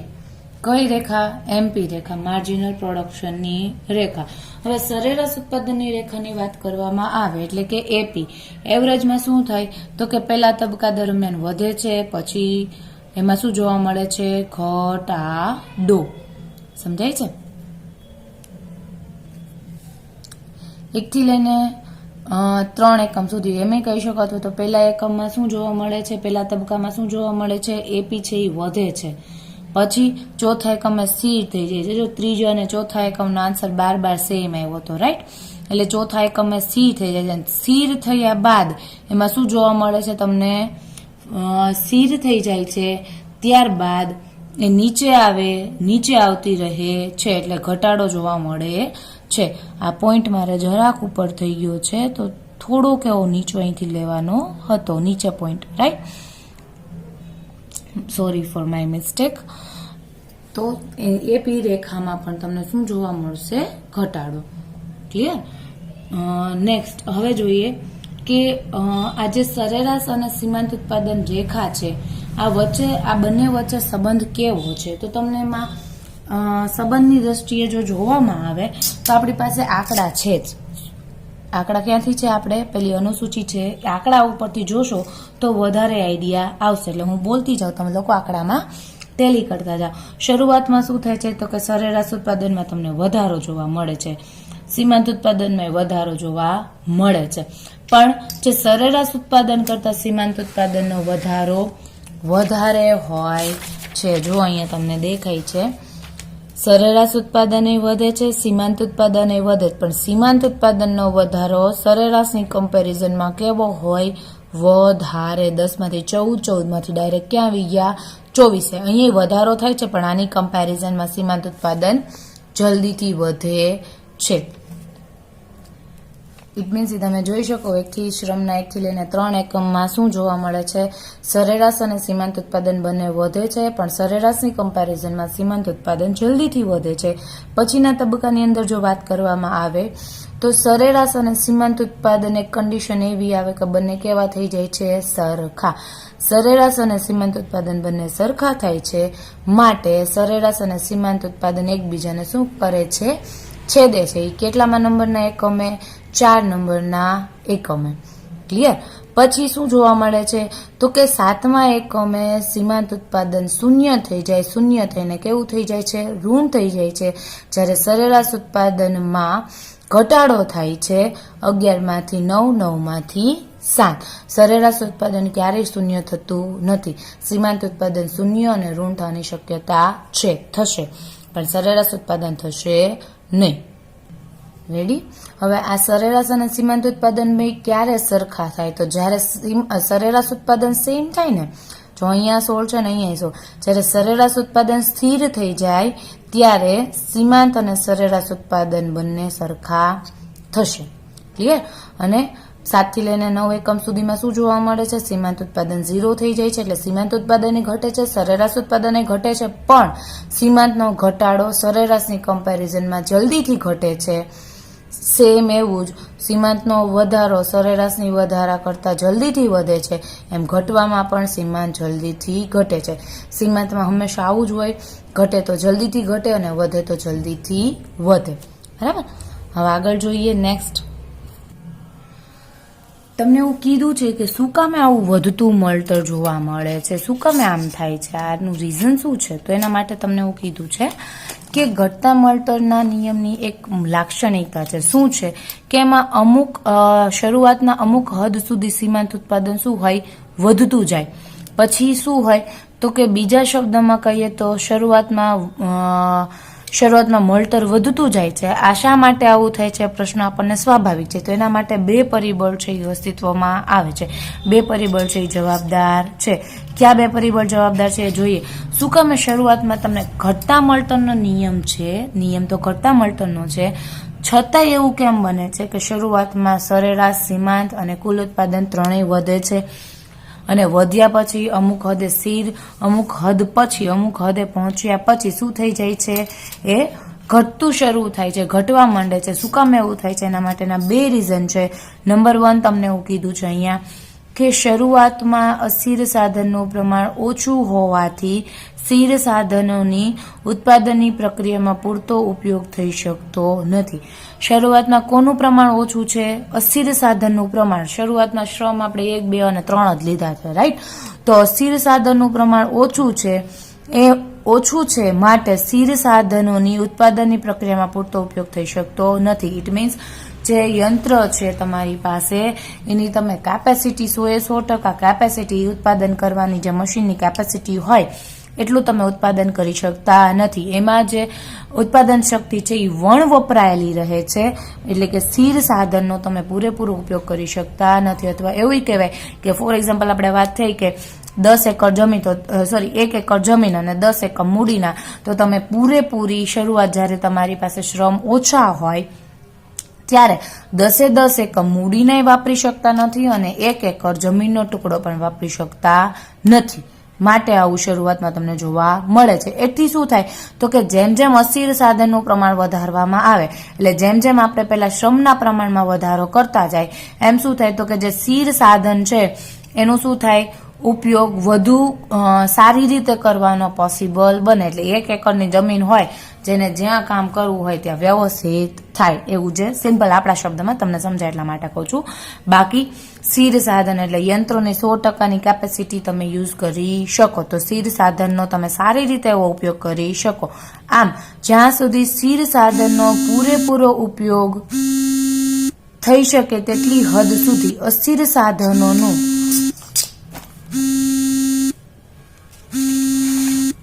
પ્રમાણ વધતા શરૂઆતમાં ઉત્પાદનમાં વધતા દરે વધારો મળી શકે છે. માટે ત્યાં તમને વધતું મળતર જોવા મળે. બરાબર, વધતું મળતર જોવા મળે. નેક્સ્ટ સેકન્ડ વન તમને હું કીધું છે કે શરૂઆતમાં ઉત્પાદનની પ્રક્રિયામાં અસ્થિર સાધનનું પ્રમાણ કેવું હોય છે, ઓછું હોય છે, એથી એમનો કાર્યક્ષમ રીતે ઉપયોગ થઈ શકતો નથી. જેમ સ્થિર સાધનનો શરૂઆતમાં કાર્યક્ષમ ઉપયોગ નહોતો થતો, એમ અસ્થિર સાધનનો પણ કાર્યક્ષમ ઉપયોગ થતો નથી. પરંતુ ક્રમે અસ્થિર સાધનનું પ્રમાણ વધતા તેનો કાર્યક્ષમ ઉપયોગ કરવાનું કેવું બને છે, શક્ય બને છે. પરિણામે ઉત્પાદનમાં શું જોવા મળે છે, તમને શ્રમ વિભાજન અને વિશિષ્ટકરણ વધારે અસરકારક બને છે. માટે શરૂઆતમાં વધતું મળતર જોવા મળે છે. જો શ્રમ વિભાજન એટલે તો કે પેલા 2 વ્યક્તિ કામ કરતા હોય તો એના બદલે 4 વ્યક્તિને તમે નિમણૂક કરો તો જે કામ છે એના ભાગ પડી જાય. માટે શું બન્યું, શ્રમ વિભાજન. વિશિષ્ટકરણ એટલે જે વ્યક્તિ જેમાં નિષ્ણાંત હોય એને તમે એનું કામ સોંપો તો એ શું થયું, વિશિષ્ટકરણ. કે જે વ્યક્તિને જેની આવડત છે ને તમે એવું કામ સોંપશો તો એ તમને કંઈક અલગ બનીને આપશે. તથા સાથે સાથે એવું બને કામનો બોજ હળવો થઈ જાય શ્રમ વિભાજનને લીધે તો શું કરશે, વ્યક્તિઓ કંઈક નવું લઈ આવશે. તો માટે એ શું થયું, એક પ્રકારનું વિશિષ્ટકરણ. માટે શરૂઆતમાં ઉત્પાદનમાં શું જોવા મળે છે, તમને વધતું મળતર. હવે જોઈએ કે પેલું આપણે શું જોયું, શું કામે વધતું મળતર. હવે જોઈએ શું કામે ઘટતું મળતર આવે છે. તો તમને હું કીધું છે કે આ સ્થિર સાધન પર અસ્થિર સાધનોનું પ્રમાણ વધારવામાં આવે છે ત્યારે અમુક બિંદુએ સાધન સંયોજન શું થાય છે, ઇષ્ટતમ સ્થિતિએ પહોંચે છે. ઇષ્ટતમ સ્થિતિ એટલે કેવી સ્થિતિ કે જ્યાં વધારો કે ઘટાડો ન થતું એને શું કહેવાય, ઇષ્ટતમ સ્થિતિ. આ બિંદુ પછી અસ્થિર સાધનનું પ્રમાણ વધારવામાં આવે. જો આ અત્યાર સુધી આ કહેવત હું 2 થી 3 વાર બોલી ગઈ. ઝાઝા રસોઈ બગાડે જેવી સ્થિતિ સર્જાય. અમુક હદ જ્યારે તમને સાધન સંયોજન થઈ જાય છે એટલે ઇષ્ટતમ કન્ડિશન મળી જાય છે, તમે ઇષ્ટતમ સ્થિતિએ પહોંચો અને પછી જો પાછા શ્રમના પ્રમાણમાં વધારો કરો તો વધારાના આવીને શું કરે, તમારું બધું વેસ્ટ કરે, ઝાઝા રસોઈ બગાડે, એના જેવું કરે. માટે કયો નિયમ અમલમાં આવે છે, ઘટતા મળતરનો નિયમ. આથી એવી સ્થિતિ સર્જાય છે કે સ્થિર સાધનનું પ્રમાણ કેવું છે, પૂર્વવર્ત રહે છે અને અસ્થિર સાધનનું પ્રમાણ શું હોય છે, વધતું રહેવાથી તેમનો પૂરતા પ્રમાણમાં ઉપયોગ કરી શકાતો નથી. શ્રમની જેટલી કેપેસિટી હોય વધારે વ્યક્તિને તમે રોકતા જ જાઓ તો બધા વ્યક્તિઓ પાસેથી તમે 100% કામ મેળવી શકતા નથી. બરાબર, એટલે પૂરતા પ્રમાણમાં તમે એનો ઉપયોગ કરી શકો અને એને રોજના જેટલા તમે પૈસા આપો છો, જેટલી સેલેરી આપો છો, એ સેલેરીમાં તમને શું થાય, તમે એટલું એને સામે વળતર મેળવી શકતા નથી. પરિણામે સાધન સંયોજન ઇષ્ટતમ સ્થિતિએ પહોંચ્યા પછી અસ્થિર સાધનના જથ્થામાં જેટલા પ્રમાણમાં વધારો કરવામાં આવે તેટલા પ્રમાણમાં કુલ મળતર વધતું નથી. એટલે કે કુલ મળતર ઘટતા જતા દરે વધે છે. આથી શું થાય, સીમાંતર મળતરમાં ઉત્તરોત્તર ઘટાડો થવા માંડે છે. રેડી? તો આ શું હતું કે શું કામે વધે છે અને પછી શું કામે ઘટે છે. ઘટવાનું શું, તો કે તમે ઇષ્ટતમ કન્ડિશને પહોંચી જાઓ ને પછી જો શ્રમના પ્રમાણમાં વધારો કરો તો વધારાના શ્રમિકો આવીને ટાઈમપાસ કરે છે, સાધનોનો બગાડ કરે છે. માટે ઉત્પાદન વધવાના બદલે ઘટતું જાય છે. માટે તમને ઘટતું મળતર જોવા મળે છે. ક્લિયર અહીં સુધીનું બધાને? નેક્સ્ટ વન જે ટોપિક જે છે આ જ ટોપિકની અંદર કન્ટિન્યુ કરવાનો છે. અન્ય ક્ષેત્રોમાં અમલ આલ્ફ્રેડ માર્શલ થ્રુ જે આપવામાં આવ્યું છે એ હવે આપણે નેક્સ્ટ લેક્ચરમાં જોશું. થોડોક જ ટોપિક છે, પૂરો કરી નાખીએ સાથે સાથે. ચાલો, નિયમોનો અન્ય ક્ષેત્રમાં અમલ, જેમાં શું છે, આલ્ફ્રેડ માર્શલ એવી માન્યતા ધરાવે છે કે ઘટતા મળતરનો નિયમ માત્ર શેમાં લાગુ પડે છે, ખેતીમાં. આપણે આ ટોપિકની જ્યારે શરૂઆત કરી ત્યારે સૌથી પહેલા આલ્ફ્રેડ માર્શલનું જે હતું એમાં શું કીધું કે આ નિયમ તમને ખેતી ક્ષેત્રે વધારે જોવા મળશે. પણ હાલના જે અર્થશાસ્ત્રીઓ છે એમના મતે આ નિયમ કેવો છે, સર્વવ્યાપક, ફક્ત ખેતીમાં નહીં પણ ખેતી સિવાયના અન્ય ક્ષેત્રોમાં પણ તમને આ નિયમ જોવા મળે છે. એ કયા કયા ક્ષેત્રો છે એ નિયમ આપણે એ ક્ષેત્રો હવે જોઈએ. નંબર 1 તમને કીધું છે ખાણોનું ક્ષેત્ર. ખાણ એટલે જે ખનીજની ખાણ છે એ, જે કોઈ બી તમારી પાસે ખાણ છે તેમાં ખનીજની ખાણનો પણ અહીંયા સમાવેશ થાય છે. શું કામે, તો કે ખાણમાંથી તમે જેમ વધુ ને વધુ જ ખનીજ પદાર્થો ખોદી કાઢવામાં આવે તો તેથી ખાણની ખનીજ સંપત્તિમાં ઘટાડો થાય છે. વળી ખાણમાંથી વધુ ખનીજ પદાર્થ મેળવવા માટે તેને વધુ ઊંડી ખોદવી પડે છે અને ઊંડા ખોદકામને લીધે હવા, પ્રકાશ વગેરેનો ખર્ચ થાય છે. ખોદેલા ખનીજ પદાર્થને બહાર લાવવાનો પણ ખર્ચ વધે છે. પરિણામે જે વધારાના સાધનને કામે લગાડવામાં આવે તેના પ્રમાણમાં ઉત્પાદન વધતું નથી. એટલે કે શું નિયમ અમલમાં બને છે? ઘટતા મળતરનો નિયમ. જો આપણે કોઈ પણ વસ્તુ આપણને ખબર છે ખાડો કરીએ, જેમ જેમ ઊંડો ખાડો કરતા જાય એમ એમ જે માટી છે ને દૂર કરવા તમારે તળિયેથી, એટલે કે જે ખાડો છે ત્યાંથી લઈને ઉપર સુધી તમારી માટી લાવવી પડે. તો સેમ એના જ જેવું અહીંયા છે. અને જેમ જેમ તમે માટી લાવો એમ એમ એટલી માટી શું થઈ જશે? ઓછી થઈ જશે. જેમ આપણે માટી સાથે કન્વર્ટ કર્યું એવું જ તે અહીંયા ખાંડ સાથે. તો કે તમારી જે ખાંડ છે ખનીજની, એમાંથી તમે ખનીજના પદાર્થો રોજે રોજ કાઢવા જ બનશો તો શરૂઆતમાં ઉપર હશે, એટલે તમને બહાર એ ખાંડમાંથી પદાર્થ કાઢવા સસ્તા પડશે, મોંઘા પડશે નહીં. તો જેમ જેમ તમે પદાર્થ કાઢો છો તો એ કઈ ખાંડ જ છે ને, ગમે તે એમાં ઘટાડો તો થશે જ. ખનીજની સંપત્તિમાં શું જોવા મળે? તમને ઘટાડો જોવા મળે. અને હવે તમે હજુ વધારે ઊંડી ખોદશો.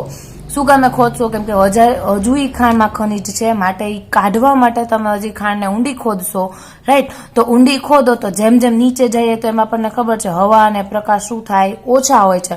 હવા અને પ્રકાશ ઓછા હોય સાથે શું તમને કીધું છે કે નીચે જે તળિયે ખનીજ છે એને તમારે બહાર લાવવા માટે કંઈક ચેનની કે કંઈક એવા યંત્રની જરૂર પડશે. તો એનો તમારે ખર્ચો શું જોવા મળશે? વધારો જોવા મળશે. ખાંડ નીચે જતી જાય તો એમાં તમે માણસો દ્વારા ખાંડમાંથી ખનીજ જે ખોદાવી શકો, એને બહાર કઢાવી શકો નહીં. તો તમારે કોઈ મશીન છે, કોઈ ચેન છે એનો સહારો લેવો પડે. માટે તમારે શું કરવું પડે? એને બહાર લાવવાનો ખર્ચ પણ વધે. એના માટે તમને કીધું છે. પરિણામે જો વધારાના સાધને તમે કામે લગાડો છો, નવા શ્રમિકો લઈ આવો છો કે નવી મશીનરી ભાડે લઈ આવો છો કે ઘરની લઈ આવો છો, તો એના લીધે એટલું ઉત્પાદન વધતું નથી. શું કામે વધતું નથી? કે જેમ જેમ તમે નીચે જતા જશો એમ ખાંડનું ખનીજનું પદાર્થોનું પ્રમાણ છે, એટલે કે ખનીજ છે એ ઓછી તમને પ્રાપ્ત થશે. અને નીચેથી એક ખનીજ વેચવી એના કમ્પેરિઝનમાં એનો ખર્ચો કેવો થઈ જાય છે? તમને વધી જાય છે. માટે એમાં શું જોવા મળે? તમને પહેલા જેટલી ઉપર ખનીજ હતી અને મળતી હતી એના કરતાં જેમ નીચે જાઓ એમ ખનીજ શું જોવા મળે? તમને ઓછી જોવા મળે. માટે અહીંયા ઘટતા મળતરનો નિયમ અમલમાં આવશે. સેકન્ડ વન કીધું છે બાંધકામનું ક્ષેત્ર. બાંધકામનું ક્ષેત્ર એટલે શું? તો કે બાંધકામના ક્ષેત્ર એટલે જે મકાન છે, બિલ્ડિંગ છે, કોઈ પણ સ્કૂલ, કોલેજ, શાળા, જે બી કંઈ મકાન બને છે, જ્યાં બી કંઈ બાંધકામ થાય છે એના ક્ષેત્રમાં પણ શું તમને એવું કીધું? તો કે બાંધકામના ક્ષેત્રે પણ જેમ જેમ મકાન પર એક પછી એક માળ ચણાતા જાય, આપણને ખબર છે પહેલો માળ, બીજો, ત્રીજો, આપણે બહુ મોટી બિલ્ડિંગો નથી પણ આપણે બહાર જોયેલી છે. એમાં કામે લગાડેલા સાધનના પ્રમાણમાં શું જોવા મળે? પ્રમાણમાં મળતર ઘટતું જણાય છે. કારણ કે જેમ તમે વધુ માળ ચણાતા જાય તેમ મજૂરોનો સમય, શક્તિનો શું થાય છે? વધારે ખર્ચો થાય છે. એટલા માટે જ આપણે છે ને પહેલા માળ ઉપર મકાન લેવું હોય ને, ફર્સ્ટ ફ્લોર પર મકાન લેવું હોય ને, તો આપણે પૈસા વધારે ચૂકવીએ છીએ. ફિફ્થ ફ્લોર ઉપર લેવાના પૈસા ઓછા હોય છે. પણ હવે એના કરતાં ઉલટું થઈ ગયું છે. મોટા સિટીઓમાં, એટલે કે મેગા સિટીમાં જેમ જેમ તમે ઉપરના મકાન લ્યો, એટલે ફિફ્થ, સિક્સ, સેવન્થ ફ્લોર પર મકાન લ્યો, એમ શું જોવા મળે છે? એ તમને ઉલટાનું મોંઘું જોવા મળે છે. જ્યારે ફર્સ્ટ, સેકન્ડ ફ્લોર પર મકાન કેવું હોય છે? સસ્તું હોય છે. ચલો મકાનની વાત નથી કરી, બાંધકામ ઉપર આપણે આવી જાય. તો જેમ જે પેલા મજૂરો જે છે એ પહેલો માળ ને બીજો માળ એમ ચડતા જશે, એમ ચણતર વધતું જશે. તો 5મે 7મે માળે જયારે પહોંચશે તો ત્યારે તમારે છે ને લિફ્ટની સગવડતા કરી દેવી પડશે. વધારે માળ હોય તો એ ઉપર ચડે એની મશીનરી તમારે જોશે, બરાબર? પછી ઈ ઉપર નીચે કરે એટલે સમય શક્તિનો શું જોવા મળે? તમને બગાડ થાય. સમય શક્તિ શું થાય? ખર્ચા. લિફ્ટની સગવડતા ઊભી કરવી પડે, એનોય ખર્ચ જોવા મળે. કોઈ એવા જે મશીન આપણને ખ્યાલ છે ચેઇન એની ફિટ કરે છે, એ ફિટ કરવી પડે તમારે વધારે ઉપર જવા માટે, રાઈટ? તો આ બધુંમાં શું જોવા મળે છે? તમને ઘટતા મળતરનો નિયમ અસ્તિત્વમાં આવે. થર્ડ વન આપ્યું છે ઉદ્યોગનું ક્ષેત્ર. ઉદ્યોગનું ક્ષેત્ર એટલે ઔદ્યોગિક ક્ષેત્રે મકાન, યંત્ર, ઓજારો વગેરેનું પ્રમાણ સ્થિર રાખીને તમે મજૂરના પ્રમાણમાં જો વધારો કરો તો અમુક હદ સુધી જ ઠીક છે કે ભાઈ મકાન, યંત્ર, ઓજારો અને એ ઠીક રાખો. એટલે અમુક હદ સુધી, એટલે જ્યાં સુધી પેલું ઇષ્ટતમ સાધન સંયોજન ના સર્જાય ત્યાં સુધીની વાત છે. તો અમુક હદ પછી સાધન સંયોજન શું બની જાય છે? અસમાન બનતા ઘટતા મળતરનો નિયમ લાગુ પડે છે. ઇટ મીન્સ એક યંત્ર ચલાવવા તમારે વધીને 4 કારીગરની જરૂર હોય ત્યાં તમે 8 કારીગરને કામે લગાવી દો તો શું જોવા મળે? જે કન્ડિશન થાય એ જ કન્ડિશન, એટલે કે શું બન્યું? એ ઘટતા મળતરનો નિયમ. ઉત્પાદન વધવાને બદલે શું જોવા મળે છે? ઉત્પાદનમાં ઘટાડો. નેક્સ્ટ આગળ વધીએ.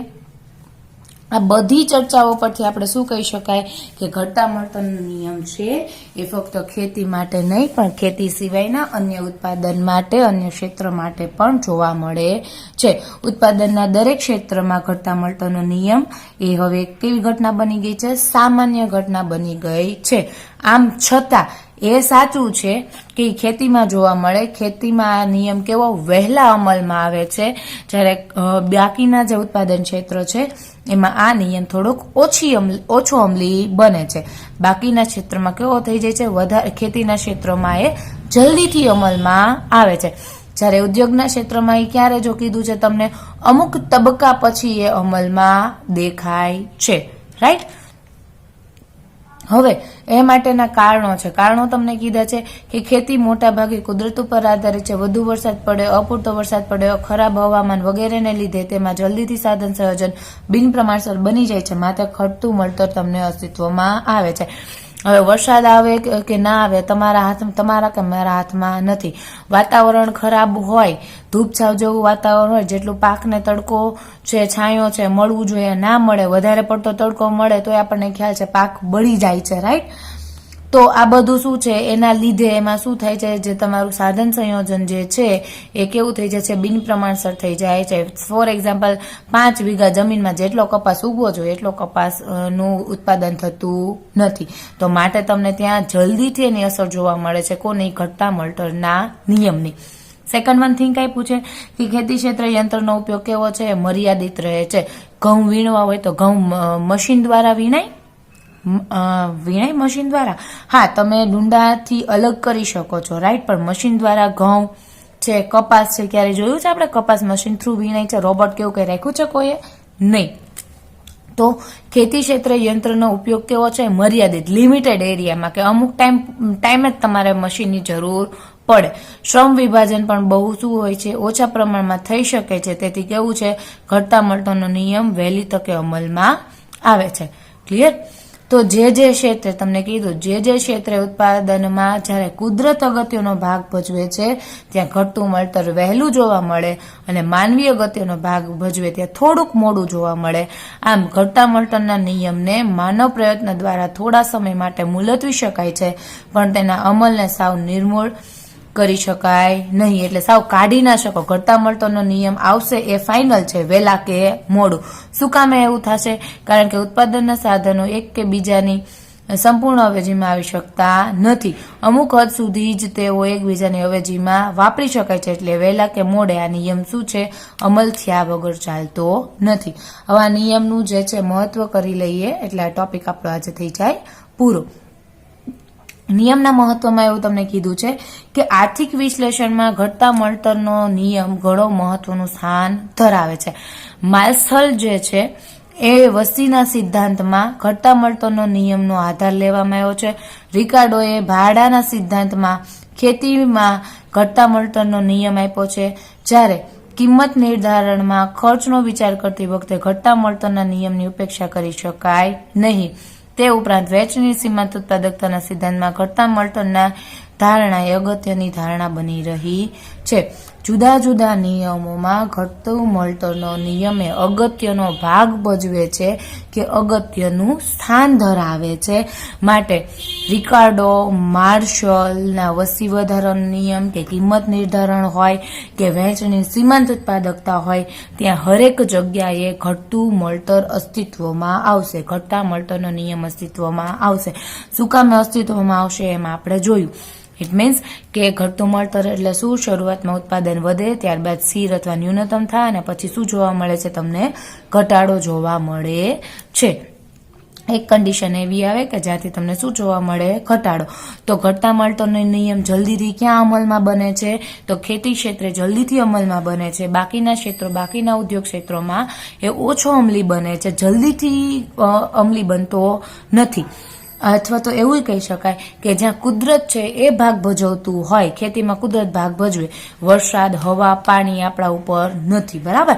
માટે જ્યાં કુદરત ભાગ ભજવે છે ત્યાં ઘટતું મળતર વહેલા જોવા મળશે, અને જ્યાં માનવીના લીધે થાય છે, જ્યાં આપણે પોસ્ટપોન કરી શકીએ એવી કઈ કન્ડિશન થતી હોય તો ત્યાં ઘટતા મળતર થોડુંક તમને મોડું જોવા મળે છે. આ છે ઘટતા મળતરનો નિયમ. તો અહીંયા આપણો આ ઘટા મળતરનો નિયમ પૂરો. નેક્સ્ટ લેક્ચરમાં આપણે આગળ કન્ટિન્યુ કરશું સ્થિર મળતરનો નિયમ, જેની અંદર આ પેલી આપણે જે છે એને સરખી રીતે તમે બધા રિવિઝન કરી લેજો. Okay, done. Thank you.